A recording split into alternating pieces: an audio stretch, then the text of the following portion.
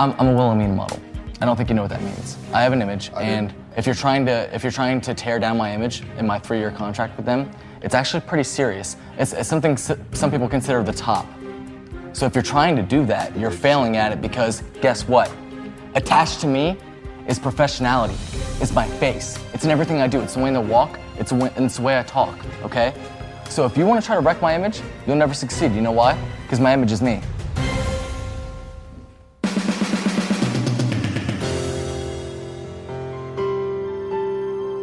Welcome to Bachelor Party. I'm Juliet Litman. I am dying to talk about what it means for a professional football player to not dominate in the amateur football game of this bachelorette date. Among so many other things, we've got to talk about Tinder. We've got to talk about Richard Marks. We've got to talk about Blake. It's Blake season, people. And to do all of these things, we have Lauren Zima from Entertainment Tonight on the line in an Uber. Hello, Lauren. Juliet, thank you for having me. Yes, I am Ubering back to LA, back to you, back to where the Bachelorette films. Why do I ever leave California? But I was just covering the Tonys, and now I've got to get back to the really highbrow stuff, the Bachelorette. Nice. How was the Tonys? I love Broadway. I love musicals. The Tonys were fabulous. I do too. In my inner theater geek mind, every single person would just be singing as they came up to me, and that didn't really happen. I guess they wanted to talk about the craft. But they were all lovely, aired on CBS. It was such a fun show. Sarah Bareilles and Josh Groban, so talented. And, you know, you would think that people could hone their craft. But like you said, we had some issues with Clay this episode. Yeah, seriously. I just want to say I saw My Fair Lady like a week ago, 2 weeks. Yeah, a week and a half ago. And I know they performed last night. It's really good. And I highly recommend it for anyone who's going to be in New York. It's awesome. It's also at Lincoln Center. It's great stuff. That said, let's go straight to the football date. It was the final group date of the week, but that's where we've got to start because it was so absurd. So it's a group date with like kind of the tops of the crop. I would say we got Garrett, who's obviously a point of contention. There's Mike Renner, who we care about a lot here at The Ringer because he is a football blogger for Pro Football Talk. And of course, Juliet, yeah. Well, I was going to ask you, has there ever felt like an episode of this franchise that combined your loves anymore? I was thinking of you watching the whole episode. That's a great point. And I said it to Roger Sherman, whose recap you can read of this episode on theringer.com. I was like, this is the perfect Ringer episode of The Bachelorette. Like it doesn't get more perfect for us. It's pretty amazing. Also, they kind of like the co-hosts of the date along with Becca were two women from the Legends Football League, which is the LFL, and they changed the first L from lingerie to Legends a few years ago. Do you remember this? I just want to say thank God. Well, I would just say that the first time I ever heard of the LFL was because Parvati from Survivor was in the league. She was a part of the lingerie football league. So this was like Parvati was on in 2006. This is like 12 years ago. So again, so many of your love. Yeah, I know. It all comes together. So, okay. So we have this, they play football and everyone knows that Clay is an NFL player, but I don't know if they really believed him. And then he comes out and they're like doing the drills and things go really like well for him. Like he's impressive. Everyone's like, wow, that dude's really good. Becca comments on his thighs, which I thought was kind of a funny comment. Did you catch that? Well, I didn't. What did she say? She was just like, "Oh, Clay's thighs." It was like just kind of like in passing, but it was funny. I wanted to ask you: is he someone who anyone had any idea who this guy was? I mean, is he? I'm sorry for my football illiteracy, but is he well known? No, not that well known. He's like a journeyman. He's been on a lot of teams. I don't think he played this previous season, but he is legit. Like our football writers of The Ringer know about him. They were like, yeah, Clay Harbor. Okay. But he's not like a star, but it's really hard in the NFL to be a star if you're not a quarterback and not like just extremely high level. So anyway. Well, I'm team Clay. I mean, I think he's so nice, but I was just wondering, isn't there some kind of contractual issue for him? Can he play in another football game and he just got hurt and it's all recorded? how problematic is this for him? You tell me. It is problematic. The Ringer is trying to find out, and we will follow up just how bad the injury is and where things stand. So with an NBA team, if you have an active contract, it's like not allowed for you to play in a pickup game, or you can't do anything like this. Like if they're on The Bachelorette, they could not play like a random game of basketball. But he wasn't signed to a team at the end of last season, so he's in between contracts. So it's fine. And I have a question for you. Do you know how he got injured? The specifics of it, no, okay. I don't know. I felt like you could see right away. He said, no, I felt something break. I think he just fell, as far as I know. As far as what I've heard, I don't think it was anything too out of the ordinary. Roger did a full breakdown of this on theringer.com. Again, check that out. But let me just say, I rewatched it a few times. I was like, wait, how did he get hurt? And no one tackled him. He just I think fell on it weirdly at the end of the game. So it was not even like a contact injury. He just fell. Right. Well, and I have talked to Becca. I've interviewed her a few times now, and I asked her, we're getting a lot of teases about massive injuries coming up. How are all those guys now? And she said, oh, everybody's fine. So I think he's okay now. Okay, and hopefully he can get back into things because, oh my God, my heart melted. I was writing down some of the things he said. Being a man is making hard choices and tough decisions and living with them. And he wanted to go and make sure he could still provide for his family. Oh my God. I know. It was really that's common with a lot of athletes. They are they take care of their families because they have more means to than anyone else. But yeah, that was really sad. I like Clay a lot. I wonder if he'll be going to Paradises because I just think when you have an early exit, you tend to end up there.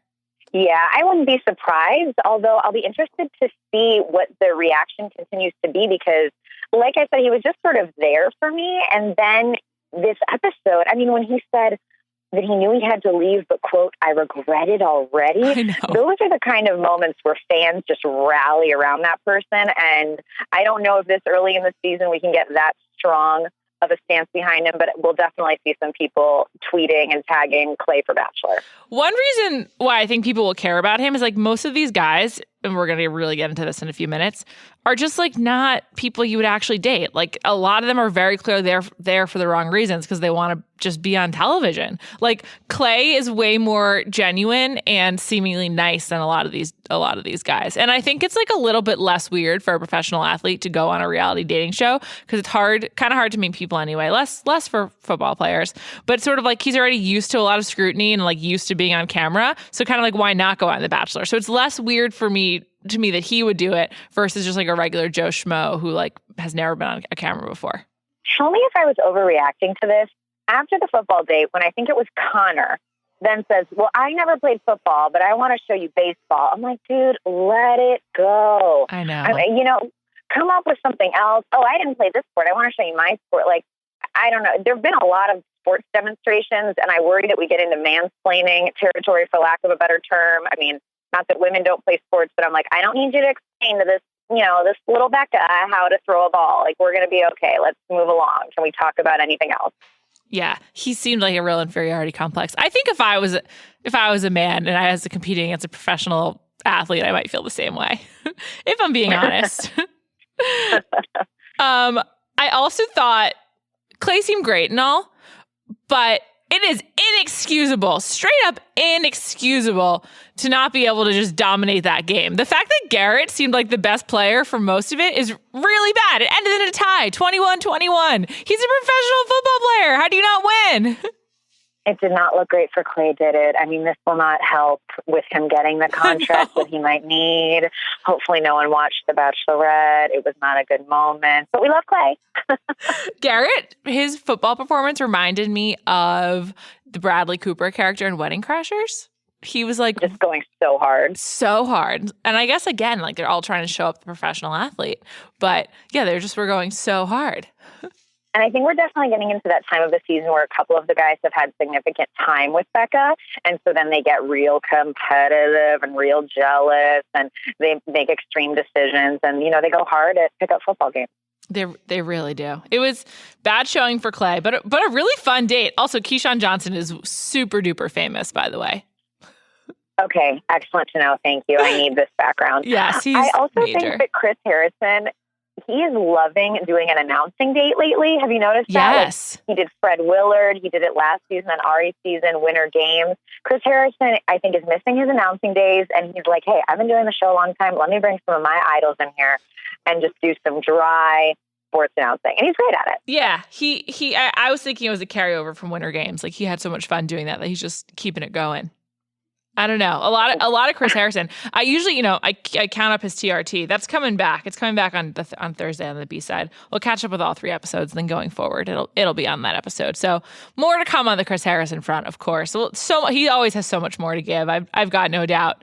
We wish Clay well. I hope his wrist is okay. I got to get him on this podcast. I'm working on it. But in the meantime, let's move on to one of the other hot topics from this week, which a lot of the pre-episode press was about. And I'm curious what you know. What do we know about Tia and Colton? Tia, of course, from the previous season with Ari, and Colton, the other pseudo football player, although he was never really on a team, who also dated Aly Raisman and is now vying for Becca. When you were doing press for the show, did you know about this Tia and Colton situation? I had heard a little bit about it. I think especially the fact that he dated Aly Raisman, it certainly raises some eyebrows about what his motives might be. And I know that Tia's inner circle, all those gals, have some different feelings about it. Raven Gates wasn't too shy on Twitter. I think she tweeted something like, should I drag him or not? So there's a lot to be said there. And I think that it's very telling the timing of everything with Tia and Becca and Colton, right? Because they acknowledged it. Tia said, well, I think maybe he thought I was going to be the Bachelorette. But why in the first place are you dating someone when you're thinking, oh, you're going to be the Bachelorette? You know what I mean? If you really like someone, wouldn't you say, hey, please don't go on this show. I want us to see what's going on here. Yeah. I don't really get it either. Also, Becca asks Tia straight up, do you think he thought you'd be Bachelorette? And she says, probably. Do you think he was hoping it was you? I mean, possibly. Because I feel like that was, a possibility. A very big possibility. Yeah, and oh my God. I know. I hope he's fully here for you. I guess time will tell. She's like, yeah, he probably did. I'm sure they discussed it. I think that from what I've heard also from that group of women, that it was not expected that maybe Becca and Colton would have the connection that they had. Oh, interesting. Yeah, I think that connection wasn't expected.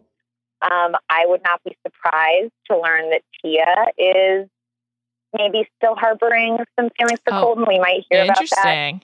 Mm-hmm. Didn't you get that sense? Oh, yeah, definitely. She still seemed into him, and she seemed uncomfortable talking to Becca about the situation, in a way that suggests that she's still curious about what's going on with that dude. They were also thrown into such an intimate situation. I'm like, okay, so you haven't seen him. You dated, haven't really talked since then, and now we're all going to be in our robes giving each other massages. I mean, what producing? I love it. That was really good, but also a really weird date. I tried to figure out what that spa was. I went back and checked a few times.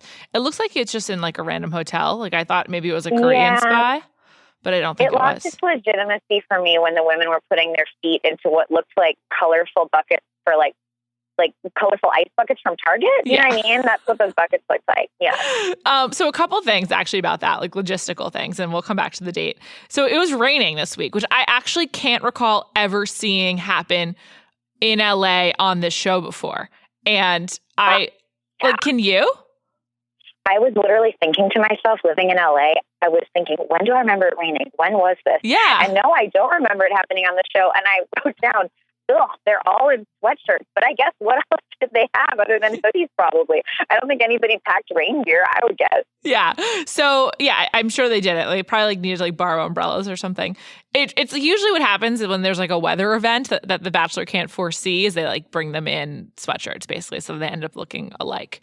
But so the spa, at first I thought it said a certain name, and I went back and checked and it just had a sign that said the spa, which is the kind of and like on a wood plaque that like maybe you could make in your own personal wood shop or buy from Target or something. And so I was wondering if this was like a makeup date, something else was supposed to happen and it fell through because it just was not very extravagant. There wasn't like there weren't like massage tables. It didn't really seem particularly set up. It just seemed like, it reminded me like at camp when it rains and you have rainy day activities, like you just have to like go with it. And I think that's what happened here. And I think it was just like at some random hotel and wasn't a legit spa and something else was planned and it probably got rained out. That's my guess. Yeah, the signage, it was very questionable to me. I think it said like dressing rooms this way. Like nowhere have I ever seen a spa say, like you say, locker room. Yeah. It really harkened me back to the days of JoJo Fletcher's season where they had a rained out date and her and Robbie and a couple of the other guys wound up doing a quote unquote sleepover in a hotel room and they did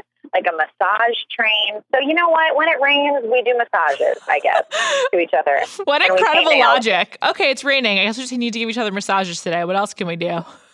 I did not need those guys to paint anyone's nails. First of all, I totally related to Becca when she said, thank God I shaved my legs today because who hasn't been there? Oh. You know, and all of a sudden you're like, oh, and now I have to wear shorts. But I didn't need them painting anybody's nails. It felt like something I would never want a guy to do for me past the age of 14. I can't imagine they did a very good job. I have to say, I just didn't need it at all. No, I actually, the massage thing is just like too awkward to bear. I don't know. It was so ridiculous.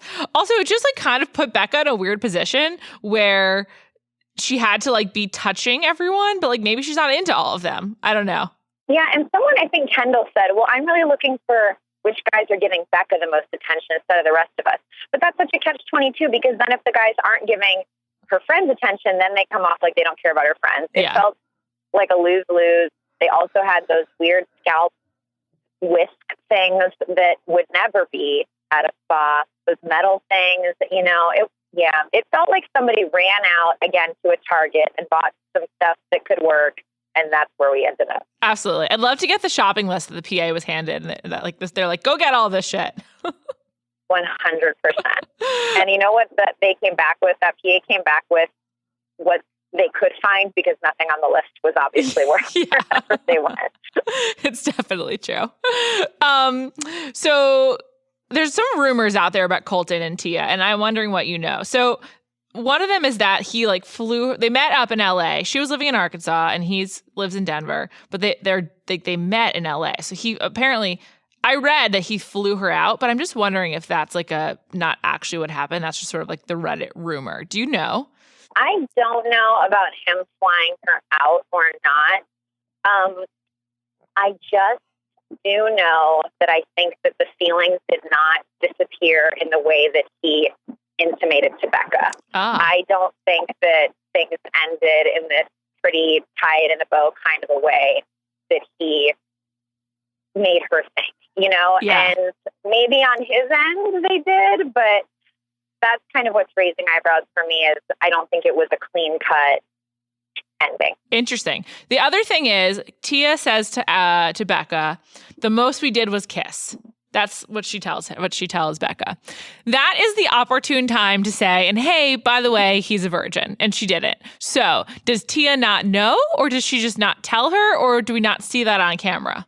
That's a good question. I'm not sure if Tia knows, but you know, I do know that Tia is actually a lot more religious and faith-based than we ever saw in Ari's season. Oh, that's interesting. We saw hints of that, but not the full realm of it. So I think that if she did know that about Colton, maybe that would be something that would connect her to him. Like, I mean, I don't know her own, you know, history, and it's so weird that people's sexual pasts come up on the show in the way that they do. But, you know, I don't know if they shared that. So I get why they could have had a very strong connection very quickly if they bonded over that fundamental stuff. That's interesting. That's interesting light on Ari, because Becca's also pretty religious. I know, and I remember there was a part on Ari's season where I think it was Ari who had told Becca's family. Yeah, he told her, well, we've told them we've had discussions about religion and politics and stuff like that. And I remember thinking, could we see those discussions? I would love if we could get a little bit more of a window into when those topics come up between these people on this show, if they do come up. It's so true. Similarly, like we didn't get a lot from the friends, like what they think about these guys. I would have liked more since all those women are really charming and like interesting, particularly Kendall. Oh. I want to know more about what Kendall thinks. And Baka, as you call her, always has an opinion. So I know. I was surprised we didn't see more. I know. I need to actually get Baka back. That's a great point. Maybe she should come back for the B-side this week, talk about that date. I'm not done talking about Colton and Tia, though. So the other thing about them is like all we did was kiss that I find just interesting is like if you don't really know someone and you're like, let's just meet in this city together for a weekend. I mean, if you're choosing to stay a virgin, like that's one thing. But I think it's pretty weird to like to not have sex. Like you have like limited time together. So like if you're going to see if it's going to work or not, you just need to go for it. So I just find the whole thing very odd. And like there's like definitely information missing. Well, then imagine how romantic Tia must have found it if he was willing to fly her out and to spend the weekend with her and to not expect anything physical, which unfortunately it would sort of typically say, go eat, And imagine, I mean, he must have seemed like an absolute Prince Charming. And maybe he is. That's true. I guess so. Maybe I have a dirty mind. And I'm just like, why didn't they have sex? That's so weird. I know you're like wasted opportunity, guys. Well, just like, you got to find out, right? Like, what are you waiting for? I think that also my other issue with Colton is I'm like, was there ever a time in my life when I would have been attracted to him? And I don't think so. He's just a very specific type, and he's just not the type for me. I 100% agree, and everyone's been saying, oh, he's so good looking, and Becca calls him easy on the eyes. And I'm not saying he's not. I think it's just his vibe is not my jam. Yeah, he looks like a Ken doll. He's very much a look. Mm-hmm. Yeah, he's not for me. He's not my style, but I guess I respect it. How far do you think Colton goes? I mean, at least next week, obviously, since we only saw Clay go home. I think that if you are able to get past the fact that your very good friend dated a guy not only a matter of weeks ago that you're dating, then you're really into him. Yeah. I think that he probably is going far with Becca because she is very physically attracted to him. I mean, we know Becca likes the bigger, beefy, muscular guy. Yeah. So I think he's her physical type, and that is pushing him through. And you know what? Also, the fact that he was so honest and upfront about it from the beginning.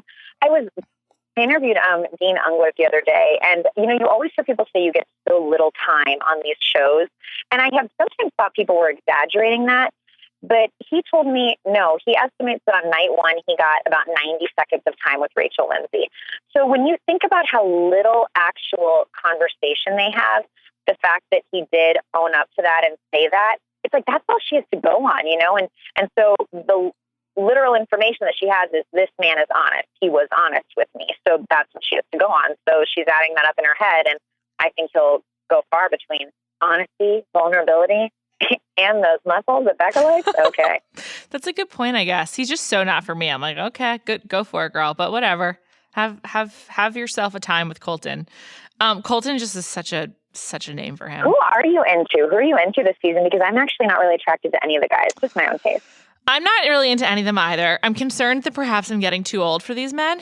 But that said, I think Blake is the only one that matters. In fact, thank you for asking. My rose this week goes to Blake. I like that Blake referred to his own anxiety, which I always think is like very real. I think that when people do that kind of thing, I think Blake is like really the only one. He reminds me actually of like a less aesthetically like objectively hot version of Dean, but like a similar type, which is like living in LA. You just know that type of guy. Like they go out in Venice or in Santa Monica, and like they're pretty nice and they have a lot of friends and they just have like some generic job. He just reminds me of like a similar type, but I'm actually way more into Blake than to Dean. Interesting. I am so into Blake's style. Blake is the guy who I didn't think was going to be stylish when we met him on After the Final Rose, and he was all cowboys and then oxes on night one. Yes. But he is wearing these great turtlenecks and sweaters, and I'm real into it. And I interviewed him on him and Becca's one-on-one where they smashed up I don't think it was the actual one, but the homage to the gray couch. Oh, and I have to say that I am making this prediction now. Bachelor? If Blake for Bachelor. Yeah. If Blake doesn't make it all the way, it's Blake for Bachelor. 100%. He's the only option. Like, he truly is the only one that would make sense. I can't imagine any of these other guys. Maybe Clay, but to be honest, if he's back in the NFL, it won't work with his schedule. So he won't be able to. I don't think. I don't know though. I actually could see Clay being on like a different show, like in the future, because he just seems like a good dude. But I don't think there's any option but Blake as of right now. Maybe the one whose name she forgot, which I believe is Jason. Yeah. Oh, Jason. His slicked back hair might do him in. I don't know. Blake he has great energy. And of course, I look at this from a media perspective because I get to interview these people. But on a very basic level, I think when they're choosing the next Bachelor or Bachelorette, you have to pick someone who can give a good interview, who can be personable, who can do these hours and hours of media. And I will tell you, Blake, from that first interview I did with him, the guy obviously had not done a ton of press before, but he was personable. He was lively, Lively. He was fun and sweet, and he gave real answers to the questions as opposed to some people who are less media aware might say, oh, I don't know, or I don't want to talk about that. But he answered the questions. And I know that sounds basic, but when these people come onto reality shows, it's all very new, and he killed it. And I just thought, Blake for Bachelor, here we go. Yeah. If he doesn't make it all the way. Totally. He seems like just a fairly normal guy, which again seems straightforward, but these are not normal dudes. I know. It's just like when Prince Harry married Meghan Markle, and did you see that meme that went viral of people saying, wow, I can't believe all these women are so excited just that Prince Harry said, you look amazing. But that's where we're at with The Bachelor. We're like, he speaks normally. I know. It says he likes her, but that's all he's got. And I love it. I know. I think this season's been really good. And from people anecdotally people are like, yeah, the season's been great so far. I do think the guys kind of suck. Like, there's just so many that are just a total joke. But I don't know that you can cast 30, you can't cast 30 great women. You also can't cast 30 great guys. I think for whatever reason, societal norms and just the way that I personally judge men versus women and my own biases, it's easier to take some of the kind of ridiculous women seriously, but I have a much harder time taking some of the men seriously. Like even someone like Olivia or Crystal, who are just obviously villains, not going to win, there for the producers. It's easier to try to envision them with The Bachelor than it is to envision Jordan with The Bachelorette. He's just so over the top. There's absolutely no way that's going to work out. But I don't even entertain it. Well, you kind of entertain it more with the women, right? You're yeah, I could see Crystal making it to week 6. With Jordan, you're if he makes it to week 6, it's only because there's no other drama, right? Well, people keep comparing Jordan to Crystal, and I think there's actually a huge difference there. Jordan is coming out with these catchphrases all about him being a male model. Crystal did open up about her tough family, and she was talking about some real stuff. So I think there's a difference there, and I get that she, I think, was more so affected by the process, and it made her go a little over the edge versus Jordan came in to be over the edge from the start. That's a great point. I want to talk all about Jordan. I want to rank his insane things he said this week and talk about Tinder. But first, a word from our sponsors. First, let me tell you about Everlywell. Let's be real, finding the time to get a lab test is almost impossible, not to mention figuring out how much it will cost you or what your results mean. But now, it's easy to order the tests you want at everlywell.com. Everlywell is an at-home health testing company that offers a variety of tests, from food sensitivity, which measures your sensitivity to 96 different foods that may be causing discomfort, to metabolism, to an at-home STD test. Yep, you can test for STDs at home. Each test is physician-reviewed, private, simple, and processed through a certified lab. All you have to do is head to everlywell.com, choose your test, and they'll be shipped directly to your doorstep. Once you collect your sample and send it back to Everlywell's certified lab partner, you'll get your doctor-reviewed, easy-to-read results online in days. Once you collect your sample and send it back to Everlywell's certified lab partner, you'll get your doctor-reviewed, easy-to-read results online in days. Everlywell is so convenient. No more sitting in waiting rooms, no more mystery bill, and no more waiting on your results. Head to everlywell.com and use the promo code BACHELOR to take 15% off your first order.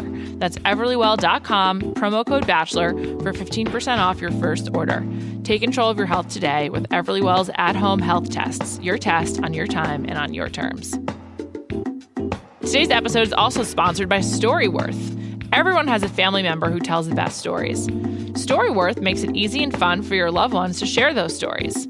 Simply purchase a subscription for someone you love, and each week, Storyworth emails them a question about their life. They reply with their story, either via email, on the web, or in the app, and after a year, their stories are bound into a beautiful hardcover printed book. It's black and white interior with a color cover. And don't worry, data is secure and everything is private by default. It's a great way to connect with your family, bridge geographic distance, and learn about your relatives. Plus, Storyworth makes it easy to preserve your memories and pass them on to your children and their future families. It's a great gift for Mother's Day or Father's Day, even last minute. Father's Day is just around the corner. Consider Storyworth. Your dad will love it. To sign up, visit storyworth.com/bachelor and you'll get $20 off. Dad is gonna love it. All right, let's talk Jordan, Lauren. He had quite a week. He said some ridiculous things. First of all, he made fun of David for scrambling eggs, basically, at the very beginning of the episode, which I just thought was hilarious. And quote, walking around cooking scrambled eggs all day. I wanted to count. I'm like, there's no way this guy's making scrambled eggs all day, Jordan, but it's so funny that you summed it up like that. I also like that he's like mad at him for cooking, which I was like, oh, that's cool. He's just like, first of all, I know this guy's got a grocery store past or a grocery store background, so he's making good use of it. I like it. Way to go. David got rushed to the hospital, and then we didn't see him again for the rest of the episode. And apparently it sounds like he broke his face or something like that. From what I understand, rolled off the bunk bed. Which means he was drunk. Definitely. I love his explanation. I usually sleep in a king-size bed. Yeah. Okay, well, I mean, that's such an odd reason. Like, it makes it sound like you're a king among peasants, even though I don't think he meant it that way. But I have heard that he broke some bones in his face. Did you think it was a little weird that they could just call him up in intensive care and then he sounded so fine on the phone? I'm like, are you in intensive care or not? This is strange. My take on that was they knew when the phone call was going to be coming, so they just prepared for it, basically. Yeah. But yeah, I thought that was weird. Yeah. I thought that was weird. When I was in college, one of my best friends drunkenly fell off a top bunk and she really hurt herself. It's really I also, when you're drunk, you just bleed more and it makes things worse. So I feel for him. I'm worried about when he comes back, will he come back? He's at least got one more week. That seemed like it was bad, legitimately bad, probably worse than Clay's injury. That's what's so weird is I do think he has to come back because it's my prediction that, of course, him and Jordan are going to go on a 2-on-1. Of course. And we have seen him on Instagram, so he seems fine now because he's active on his Instagram account and, he's not deformed in any of his photos. But I would imagine if you fall off the bunk bed asleep or slightly intoxicated or whatever you may be, you just fall. You can't brace yourself. You just hit that floor. And I loved that they didn't clean up the blood, that they made sure to get some shots of that. Again, good producing. I know. They really know what they're doing this year. I like it. The next insane Jordan thing was when he said he needs to start being extremely implicit, just to show which guys are not there for the right reasons. And I was like, Jordan, my man, if you hear a word one time and you don't know what it means, maybe look it up before you use it the wrong way. Obviously, he meant explicit, but I was just like, oh, bad break for Jordan. Just couldn't seem dumber. Just so much professionality. So much professionality. That was another one that was just incredible. We were waiting for that. I believe that was in the teaser for this season on. Yeah, and you might have this, but did he at one point say that he, quote, doesn't have a silver spoon hanging out of his ass? Yeah, well, I think he was saying that because David does. That was part of his right, but David. I'm like, that's not the phrase. Yeah, I guess he took it to another level. Professionality. Jordan's the type of person who, he's like a walking meme. It's here's a big word once and then uses it. You know what I mean? He just is he's always just trying to play a part, I suppose. And there was some great comedy editing when him and David were going back and forth. And then you just saw Jason smothering his face into a pillow to not laugh. They're all drinking while they're just Jordan is telling David, it's been a pleasure. And Wills is almost spitting out his drink. It was a great little comedy moment there. I liked it. Yeah. So that was I believe that was during the cocktail party of the group date, which is when Jordan has probably what I think will become one of the most infamous claims in Bachelor history, which is that in 1 year, he got 4,000 matches on Tinder. I'm telling you, I wasn't on it every day. But I mean, honestly, you had to be on it a certain amount of time. Yeah, no, because 4,000 matches means you swipe on at least 4,000 people. What do you think your matching percentage is? I go like 1 for 1. I think if I slide right on someone, that they slide right on me. So you're 100%. I'm pretty sure I'm pretty close to it, yeah. I'm reaching out to Tinder for comments on this. I'm not even joking. I need some sort of response. Is that possible? What's the record overall? Can they confirm or deny? Does anyone have a 100% match rate? The statistics, it was so impressive. Yeah, so we were looking into the math here, and my colleague Andrew Guardadaro said, if you assume he got the notification on the last day of 2017, and you assume his match percentage is 75%, that means he swiped right an average of 15 times a day, which means he would have had to swipe in general at least 30 times a day. That's a lot of downtime for Tinder. Also, if you don't live in like a really big major metropolitan city, are there enough people on Tinder for you to get all of those matches? Well, that's a great question. Perhaps he's traveling with his modeling career. Here's the thing. He really does have a Wilhelmina modeling profile. He's on the website. So far, he's batting 1 for 1 on these claims. We've just got to keep doing our journalistic digging, and this could be the opportunity for the Pulitzer. It really could be. This is such a wild one. It's such a dicey move to lie about something like Tinder because everyone's so familiar with it that if it's not true, it's just like common sense can just prove you wrong. And so I kind of admire Jordan's like balls in claiming it. It's such a big thing to claim. It's just insane. And also, oh my gosh, the guys were loving it. I loved how much the other guys were into it.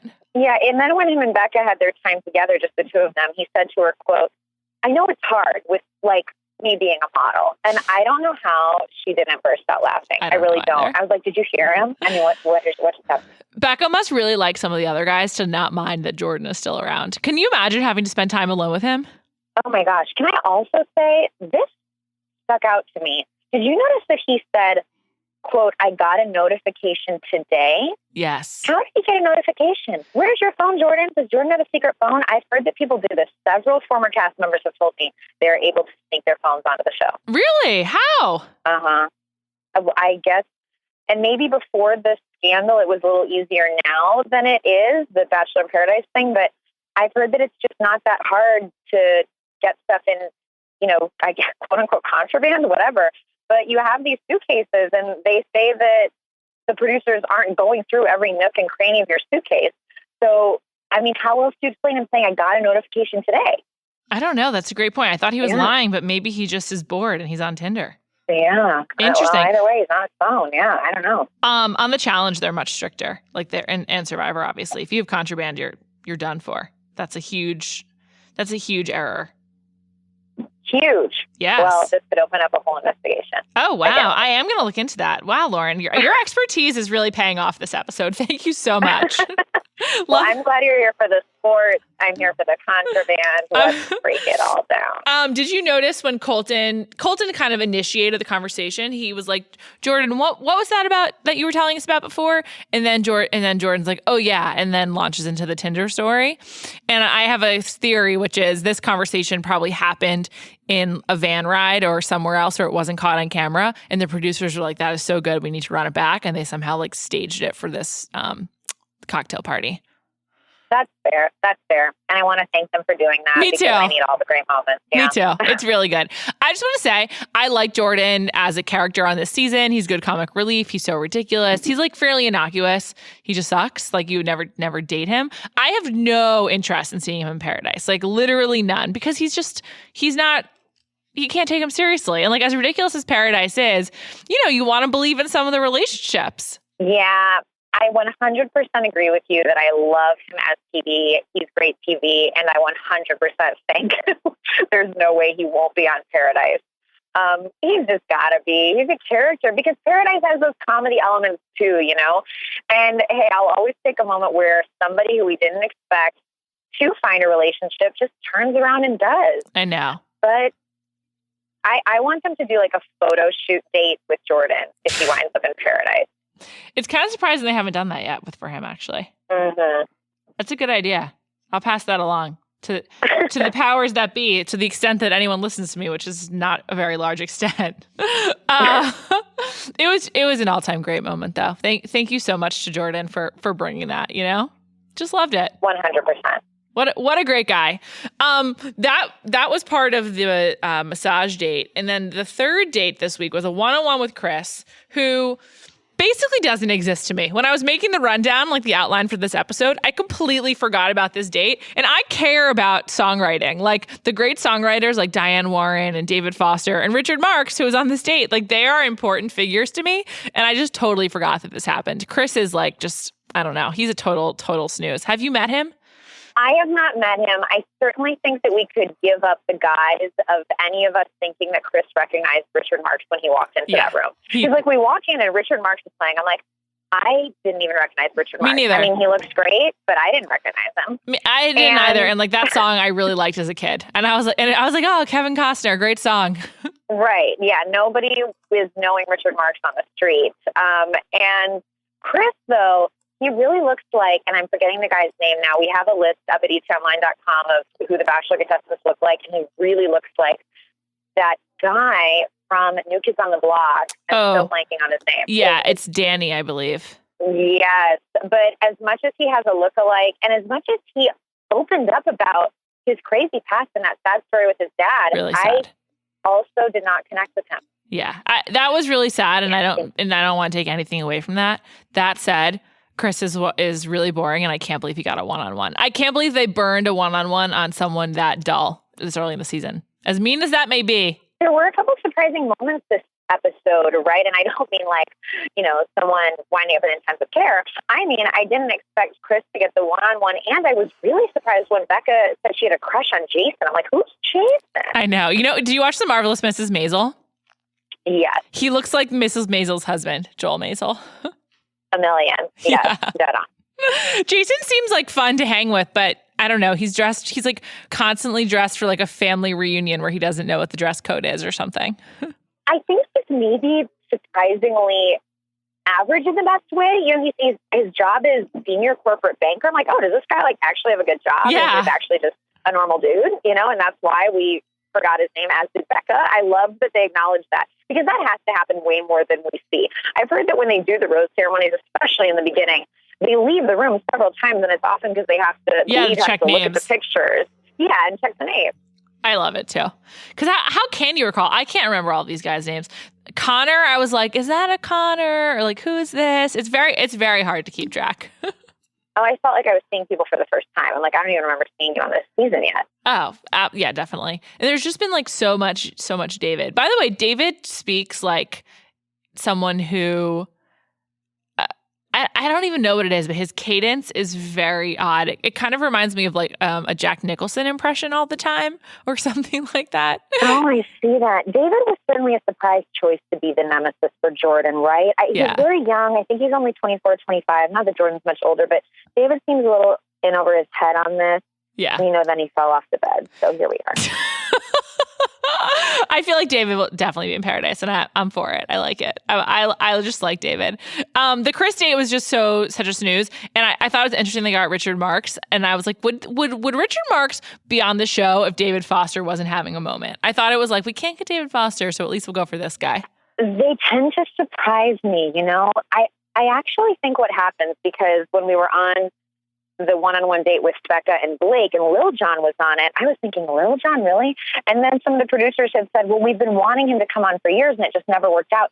So I kind of wonder if they have a laundry list of goals and hopes and dream guests, and then it just happens when it happens, and sometimes it feels a little random. Oh, interesting. Lil Jon was incredible. I was just so happy to see him. That slow motion editing scene, everything about it, and I interviewed him, and I said, do you watch the show? And he goes, no, but I know Ari's a douche. I was I love you for saying that.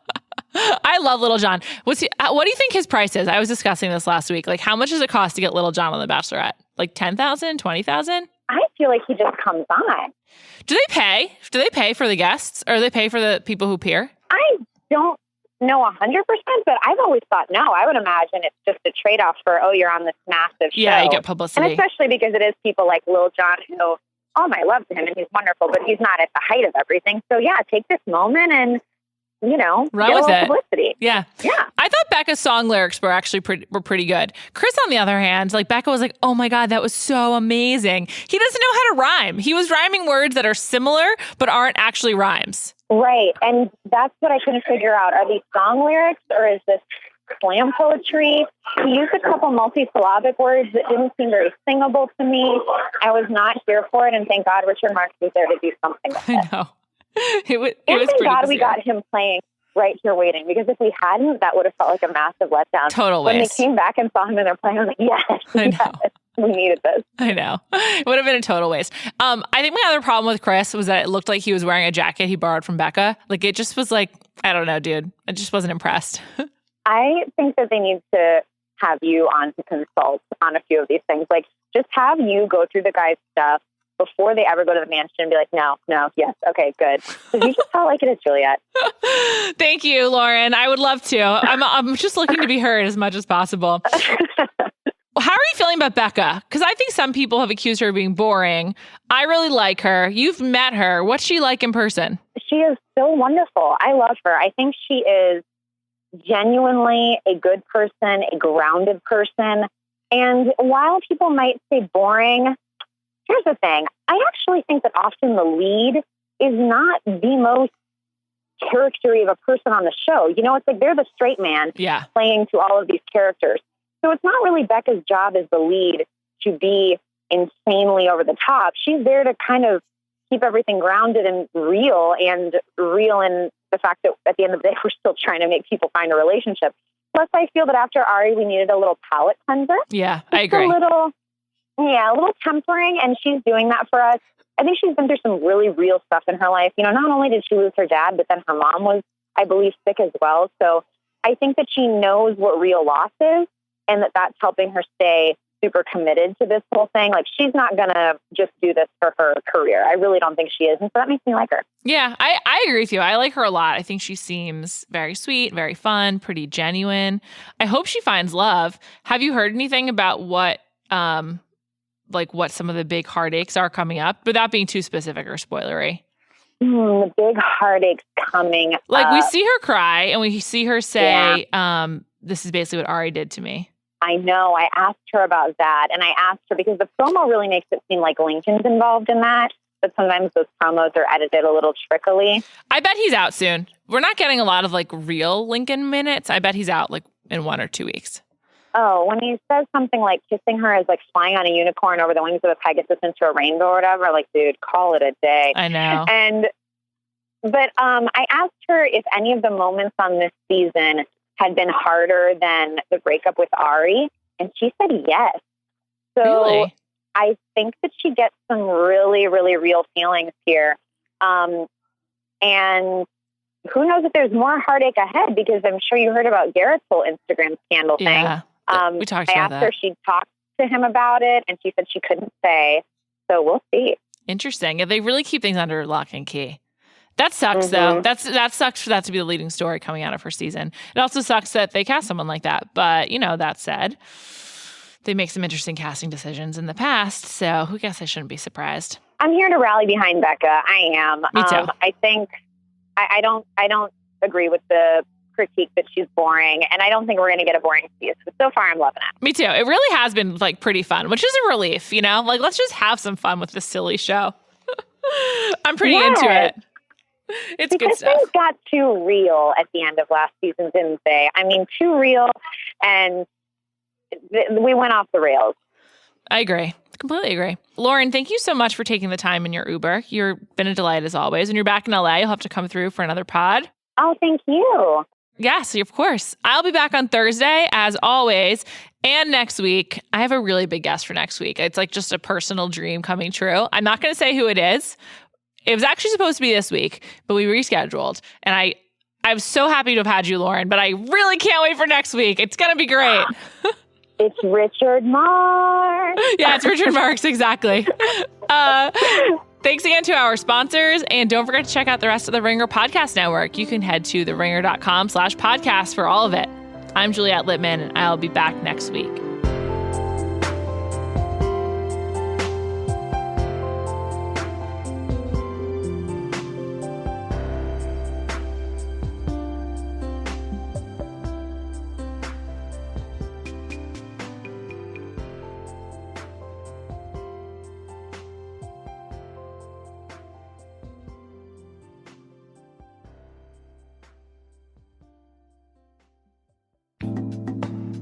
Finding the time to get a lab test is almost impossible, but now it's easy to order the tests you want at everlywell.com. Everlywell is an at-home health testing company that offers a variety of physician-reviewed private tests, from food sensitivity to metabolism to thyroid.